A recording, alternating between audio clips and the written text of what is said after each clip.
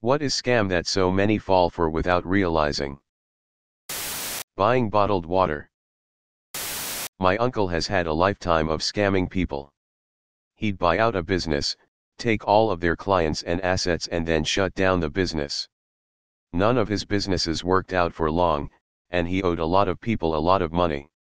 So he started a business that told people how to run a successful business, which lasted for a couple of years until he ran out of money. Sadly, it took him borrowing at least $1 million from friends/family/ remortgaging the house before people finally stopped loaning him money they'd never get back. He's a good enough example for me to never want to trust any sort of coach. A guy called my grandma and when she answered said grandma, so she replied, "Poolian Menards."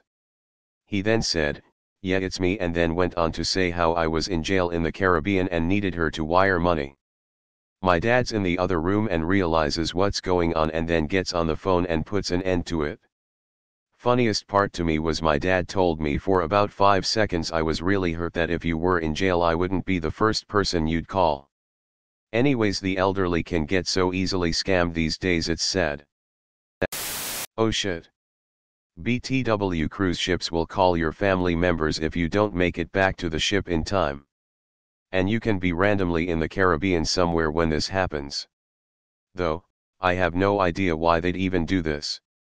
It literally solves nothing. Besides making family members worry unnecessarily. The ships don't want money, they won't wait for anything, they just call random family and whatever. I'm wondering if the scam evolved from that. My dad got a call that his grandson, my son, was in jail and that my dad needed to send money. My dad told the guy he'd have to call his brother, Richard, because Richard is the one with the money. We don't have anyone in the family named Richard. My mom got a call like that. She listened to the whole story before saying, "But grandson, you're 5. How did this happen?" And the scammer hung up. Sadly, my grandma fell for that. $7,000 later wired to Panama via 3 separate Walmarts before she had my aunt call my cell phone and check to see if I was really in prison.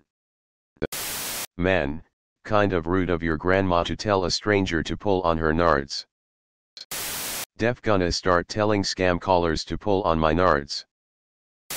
I took care of a lady who had a special name her grandkids called her. Only the family knew it. She made sure to tell them to never tell people about her special name because it protected her from scams. Anyone calling for grandma would absolutely not be her grandkids. My grandma nearly got scammed. She got told that I was in jail and they needed $2,000 to get me out payable in Amazon gift cards. She freaked out and called my wife, who told her that I was at home.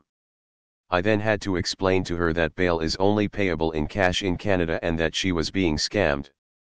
I work in a jail and have to deal with the courts all the time. Trump and his whole MAGA thing. The dude wasn't even a Republican until he decided to run for president. He does not care about his supporters or his country. Donald cares about one thing and one thing only, and that's Donald. Yet millions of people have bought his lies, hook, line, and sinker. The grift continues as they keep sending him their dollar. My grandma got one of these scam calls claiming to be my brother. Even after my dad showed her scripts of the same call she got, she insisted for years that it was my brother trying to extort money from her. He was 15. He's been running businesses that have gone bankrupt 7 times. He bankrupted 7 businesses. That's losing billions of other people's money. Life coaching / business coaching, etc. I was one for years, and can promise you that 99% of them poorly regurgitate info from each other, with absolutely no experience in the areas outside making money selling courses on things they've never done. From your typical IG-20 life coach, to the popular J-shitties. All completely full of shit scam artists that are never transparent about how they actually make their money, and post wishy-washy babble on social media that never provides a solution but convinces people low on their luck that they're the experts. There's a few out there who are legit, who have huge businesses and done well, but they are the huge names that are transparent: Tony Robbins, Jim Rohn, Gary Vee, Eric Thomas, to name a few from the small few. I have a personal anger towards life coaches, which makes me sad because I feel like there could be genuine people out there. But I was scammed by one as a teen.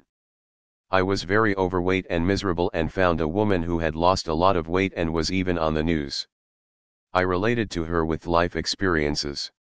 She had a tiny coaching business and charged a few $1,000s for a course that lasted a couple months at most, I think. My parents helped pay, hoping their miserable daughter would finally get some help after they had tried so many things. She gave me such surface-level advice. I was so disappointed. There wasn't real substance, and I felt like I was being fed positive quotes you'd find on a coffee mug at a discount store or something. I have also been preyed on by Beachbody coaches more times than I can count. I never accepted their sales. The most recent one was a woman who really impressed me by her massive weight loss and her Instagram page with lots of relatable and helpful content. I became so disinterested as soon as I found out she was a Beachbody coach. A lot of coaches are quite young, and it's not that I think young people don't have something to offer, but being a life coach at that age seems, I don't know. A close friend of mine tried to be a life coach. She had absolutely good intentions, she sincerely wanted to help. But she's also a scrambled mess of an adult, constantly asking me, another scrambled mess of an adult, for life advice herself, and life coach was just the latest desperate attempt to find a job that didn't make her miserable. She had no clients, and couldn't figure out how to get any.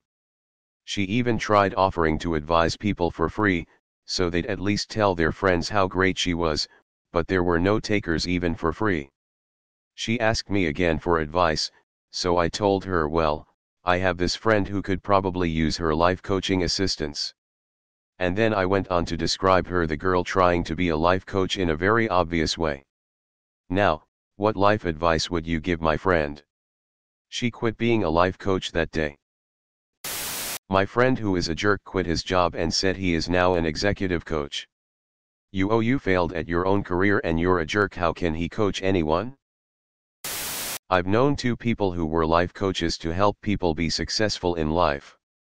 Both of them were on public assistance.